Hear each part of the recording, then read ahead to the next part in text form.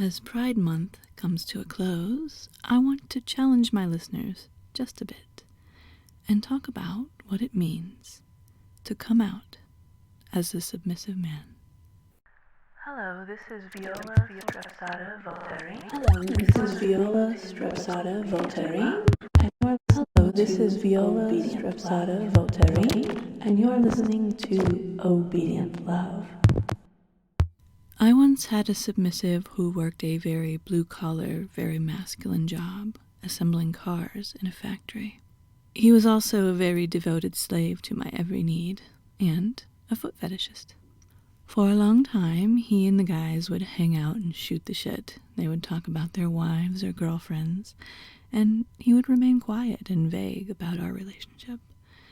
But inside, he was so happy and proud of serving me. Each time I gave him an opportunity to please me, he bubbled over with joy. He was bursting to talk about his luck in finding someone who fit his desires and needs so well. So one day, without prompting, he began talking about the nature of his service to me with his buddies.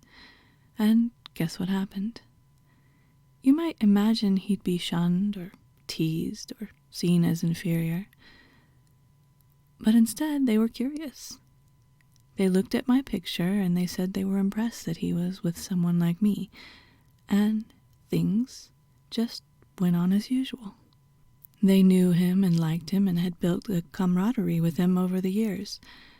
And suddenly, almost unremarkably, he was out of the closet, sharing his authentic self with the people around him, and no longer feeling awkward or like he was living a double life. For him, it was a relief. A few of us dominant ladies are very out about our preferences, and I say preferences, but for many of us, our dominance is a built-in feature of our core personality. We wouldn't be able to change it if we wanted to. It's a type of sexual and romantic orientation, and the sentiments behind being out are simple. As Miss Pearl said, I refuse to allow my identity to be used as a threat. That doesn't stop very out-dominant women from receiving rape and death threats and hate around every corner. We are seen as a threat to the status quo in gender relations, and so we take quite a lot of heat for it. Some of that heat is the constant threat of violence. So it's no wonder you don't find a lot of us, and you get the sense that we don't really exist, that we're such a rare creature that you can't hope to meet us. The violence of misogynistic men makes being out a very risky decision. Not to mention that we are conditioned from birth to see our own submission and men's dominance as the natural way of things. We have some big internal hurdles to jump in order to come into our own. However, as we just celebrated Pride Month, I want us all to think about the journey of others with sexuality and romantic orientations that exist outside of the status quo, and how they have blazed paths for themselves and for those who came after them. We can look back on how dangerous and difficult that was and celebrate their liberation now with this special occasion. I saw a blog post by a gentleman who calls himself Podophilius. I think that's correct. I'll link him in the description. He recently asked the question, are submissive men still in the closet? Think about how many LGBTQ plus celebrities are now out.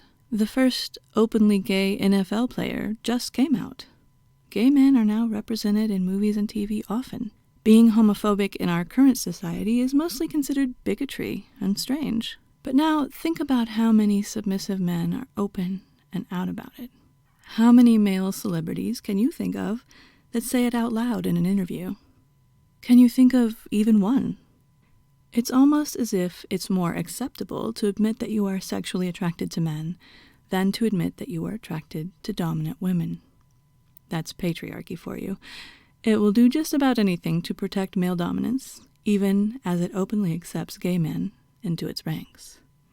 Because you're conditioned to think that this is just your private kink, and you're the weird one with a secret. But how do you think it felt to be a gay man for most of the 20th century? It must have felt like a private kink to keep to yourself, right? As you discovered your submissive nature, did you ever wonder if anyone else felt like you do? Did you ever feel like you didn't fit in with the norms as men talked about women and attraction and relationships? My boy Drum said his friends would find him funny when they would play that awful game called Hot or Not, and he would always choose the more severe-looking women as hot. They told him he was into biker chicks. As you were discovering yourself, could you find at least one or two role models who were open and out about being submissive men? Who were proud and secure in their submission? Any examples who were not the butt of the joke to be laughed at? Any examples of being pussy whipped that were not insulting? Just think of the words simp and cuck. Aren't those derogatory terms just the faggot equivalent of our era? The insults flung at men who do not live up to the very narrow definitions of masculinity, hurled out by men who probably struggle to fit that masculinity mold themselves, and fight to hold on to this elusive notion of what it means to be a real man. I know many submissive men. I know that it's more than just a kink for many of you. It's just part of you, integral to your personality. Hiding it is lonely, so you seek out someone, anyone to share it with. The internet is kind of like the gay bars of the 1980s. It's a place to go where you can anonymously fulfill that secret part of yourself. I also know a man whose ex-wife tried to out him to his family as a submissive, and instead of being shunned by his family, the family cut off communication with his ex and supported him. And it didn't change his relationship with his family because their bonds were there, regardless of his identity. Some of you have an opportunity to change things. Not all of you are ready for that, but some of you could be open to the world about the kind of life that brings you joy. In doing so, you could live as an example, provide someone to look to for the young man just feeling those stirrings of submission, become intriguing to a woman who doesn't yet understand the pleasure of being served. You could open up so many doors into the future where everyone knows the submissive man and sees them as relatable and not as creeps hiding in the dark, ashamed. Especially men in the entertainment industry, you could bust through the taboo and stop treating it as a joke. But even just being out in the world as openly submissive would begin to affect change and provide a sense of brotherhood and belonging for other men like yourself. Pay attention to the feeling in your body when you think about just casually mentioning your DS relationship in mixed company, or talking about liking to date dominant women, not hiding behind an anonymous screen name, but recognizable out in society. When you think of it, do you feel panicked, shy, afraid, embarrassed? Ask yourself why, and then lean into that feeling and have courage. It is not pushing your sexuality on others any more than it is for a queer person to say, hey, I'm queer. It's just who you are. And do you know how much easier you would make it for dominant women to come out when you do that? When men sense other men will stand up for a woman, they back off. It's weird like that. And darling, there is nothing wrong with you. So even if you're not ready to be out to friends and family, in the spirit of Pride Month, I want you to repeat after me. I am a submissive man. It's who I am. It is not a flaw. It is not shameful. My vulnerability makes me strong. My service makes me unique and valuable. I am no less of a man for serving women. I am brave for being who I am, despite those who would judge me. I am courageous and defiant for busting up the norms and blazing new paths for other men who come after me, and for the women whom I worship and adore. Take a deep breath. How does that feel? We are living in an era of authenticity, where each person can be loved and supported, so long as they harm no one else in the course of living their lives. There has never been a better time to show yourself, without filters, just as you are. There are tons of women out there who flaunt the fact that they are totally submissive traditional wives, who submit to their husband's authority, seeing him as their master and leader. You can be their counterbalance and be as proud as they are of their path in life. And you can show women who are fed up with the patriarchal norms that there is a better way. So yes, submissive men are, for the most part, in the closet. And that can feel so alienating to younger or more unsure versions of yourselves. If you make it seem like you're ashamed, how are they supposed to feel? Let me ask you this. If you had a son who admitted the nature of his romantic and sexual feelings for dominant women, how would you respond to him? Answer that honestly right now. Your response tells you all you need to know about your experience of being a submissive man. Are you sad for him because it's hard to find a partner and you've struggled to find acceptance yourself? Or are you excited for him to discover how fulfilling and adventurous his submission can be? Would you be comfortable admitting you feel the same? Or would you cower and feel uncomfortable and change the subject?